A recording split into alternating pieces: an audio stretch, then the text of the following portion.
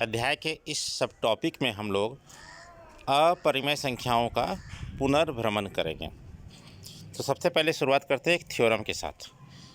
एक थ्योरम है, वह यह कहता है कि मान लीजिए p एक अभाज्य संख्या है और यदि p a स्क्वायर को विभाजित करती है तो p a को भी विभाजित करेगी। समझ रहे हैं? p क्या है? एक अभाज्य संख्या है जो किसी संख्या a स्क्वायर को विभाजित करती है तो p उसके वर्गमूल यानी a को भी विभाजित करेगी। a क्या है? एक धनात्मक पूर्णांक है। इस प्रमेय को अच्छे ढंग से समझने के लिए एक संख्या a लेते हैं जो कि एक धनात्मक पूर्णांक होनी चाहिए। माना a बराबर 8, तो a स्क्वायर का मान 8 गुने 8 64 हो जाएगा। हम देखते हैं कि 2 जो है 64 को विभाजित करती है। फिर देखते हैं 2 8 को भी विभाजित करती है। हम यह भी देखते हैं कि 64 को कोई भी अन्य अभाज्य संख्या विभाजित नहीं करती है। इसका परिणाम स्वरूप हम यह देखते हैं कि 8 को भी कोई अन्य अभाज्य संख्या विभाजित नहीं करती है। अब सवाल यह उठता है कि इस प्रमेय का हम लोग कहाँ और कैसे इस्तेमाल करेंगे। तो हमें परीक्षा में सिद्ध करना होता है कि √2, √3, √5 इत्यादि संख्याएं अपरिमेय संख्या हैं। तो इन संख्याओं को अपरिमेय संख्या सिद्ध करने के लिए हमें जो है सो इस प्रमेय की आवश्यकता होती है। इस प्रमेय के माध्यम से ही हम लोग इस प्रकार की संख्याओं को अपरिमेय सिद्ध कर पाते हैं। यह प्रश्नावली परीक्षा के दृष्टिकोण से अत्यंत महत्वपूर्ण है। इसमें विभिन्न प्रकार के प्रश्न आते हैं। यह प्रथम प्रकार का प्रश्न है जिसमें सीधे √2, √3, √5 इस प्रकार की संख्याएं को हमें अपरिमेय संख्या सिद्ध करना होता है। चलिए अब बात करते हैं कि कैसे सिद्ध करेंगे। सारा का प्रोसेस एक ही है, √2, √3, √5 सब एक ही प्रकार से बनेगा। तो इसमें करना क्या है, माना कि √5 एक परिमेय संख्या है। इम्पोर्टेंट है, यहाँ पर उल्टा मान रहे हैं। हमें सिद्ध करना है अपरिमेय, हम मान रहे हैं परिमेय। आगे बढ़ते हैं, इसलिए इसको हम √5 बराबर p/q, जहाँ p तथा q पूर्णांक है और q नॉट इक्वल टू 0 है। परिमेय संख्या की परिभाषा यही होती है। जब हम √5 को परिमेय संख्या मान लिए तो ये परिभाषा इस पर लागू होगी। अब हम लोगों ने एक चीज़ और अलग से माना है यहाँ पर इस प्रकार के प्रश्नों हेतु कि p/q सरलतम भिन्न के रूप में है। मतलब सरलतम भिन्न किसे कहते हैं? जो उससे आगे उसको सरल नहीं किया जा सकता है। इसको दूसरे शब्दों में कह सकते हैं कि p और q का HCF बराबर 1, HCF of p and q equal to 1। दोनों ओर वर्ग करते हैं तो वर्ग करने पर क्या आ जाएगा, √5 का स्क्वायर बराबर ब्रैकेट p/q ब्रैकेट बंद का स्क्वायर। इसको हल करते हैं तो हो जाएगा 5q स्क्वायर बराबर p square. q square divide था, LHS में आके मल्टीप्लाई हो गया। तो इसको हम लोग ऐसे लिख सकते हैं, इसी बात को, p स्क्वायर बराबर 5q स्क्वायर। तो यह क्या बताता है कि 5 p स्क्वायर को विभाजित करता है। p स्क्वायर को 5 से विभाजित कीजिए तो इसका मान क्या आ जाएगा, q स्क्वायर। तो प्रमेय अब लगा देंगे। तो प्रमेय क्या कहता है कि 5 p स्क्वायर को विभाजित करता है तो 5 p को भी विभाजित करेगा। इस प्रकार हम लोग p बराबर 5m मान सकते हैं, क्योंकि हम लोग सिद्ध कर चुके हैं कि p 5 से विभाजित होता है। तो यहाँ m आया है तो m का बारे में बताना ज़रूरी है। लिख रहे हैं जहाँ m कोई धनात्मक पूर्णांक है। तो इसको समीकरण 2 मान लिया गया। समीकरण 1 का 2 से, तो समीकरण 1 में था p square equal to 5q square. तो p का वैल्यू 5m है, तो 5m का whole square equal to 5q square.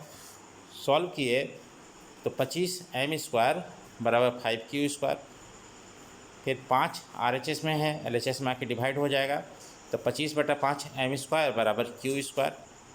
फिर अगला स्टेप में आ गया, 5 कट गया तो हो गया 25/5, 5 हो गया, 5m² इक्वल टू q²। अब आ गया q² बराबर 5m²। अब यहाँ देखिए क्या मिला कि 5q² को भी विभाजित करता है। जब प्रमेय लगा देंगे तो इसका निष्कर्ष आएगा कि 5q को भी विभाजित करता है। अब हम q को भी 5n के रूप में लिख सकते हैं, मान सकते हैं। n के बारे में बताना ज़रूरी है, n को धनात्मक पूर्णांक हम लोगों ने माना है।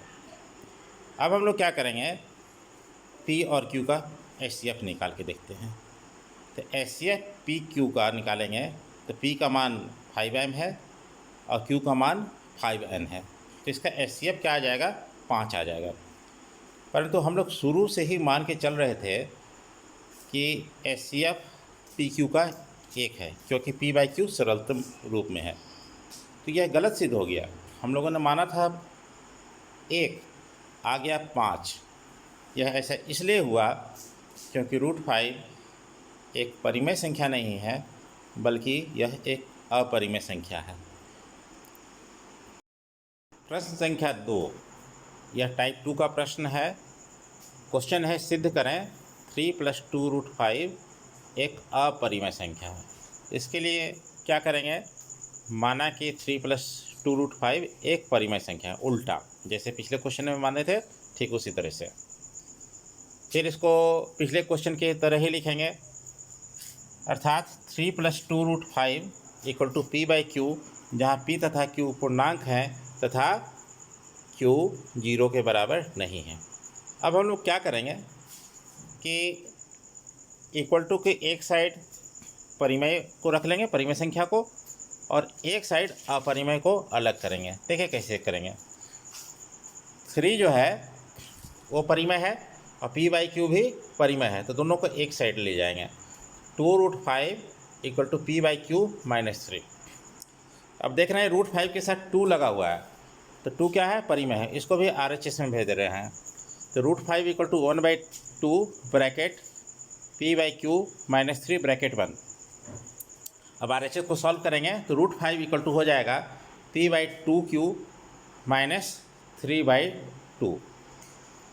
तो अब हम लोग देख रहे हैं कि एक साइड परिमेय है और एक साइड अपरिमेय संख्या है। अब इसके जवाब को फाइनली हम लोग इस तरह से लिख देंगे।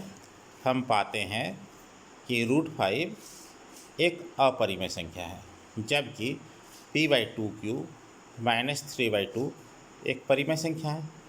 परिमेय संख्या अपरिमेय संख्या के बराबर नहीं हो सकती है, अर्थात √5 बराबर p/2q - 3/2 असंभव है। अर्थात हमारा मानना कि 3 + 2√5 एक परिमेय संख्या है गलत है। अतः 3 + 2√5 एक अपरिमेय संख्या है। ये हमारा फाइनल आंसर हो गया। बाकी क्वेश्चन तो मिलता जुलता है, सब बन जाएगा, और कहीं कोई दिक्कत हो तो कमेंट में लिखिएगा, उसके लिए भी वीडियो बना देंगे। एक थोड़ा सा अलग टाइप का क्वेश्चन लगा, तीसरा का पहला वाला। इसमें आपको सिद्ध करना है कि 1/√2 एक अपरिमेय संख्या है। तो इसमें भी हम लोग वैसे ही मानेंगे, माना कि 1/√2 एक परिमेय संख्या है, अर्थात 1/√2 बराबर p/q, जहाँ p तथा q पूर्णांक है एवं q ≠ 0, जो कि परिमेय संख्या की परिभाषा होती है। अब फिर वही करेंगे कि q को LHS में ले जाएंगे, p को LHS में ले जाएंगे, तो q/p हो गया। √2 जो नीचे में है RHS में जाके ऊपर में चल जाएगा, तो हमको मिल जाएगा q/p इक्वल टू √2।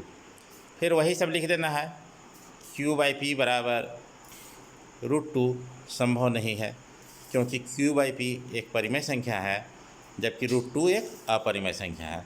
अर्थात हमारा यह मानना कि 1/√2 एक परिमेय संख्या है गलत है। 1/√2 एक परिमेय संख्या नहीं है, बल्कि यह एक अपरिमेय संख्या है।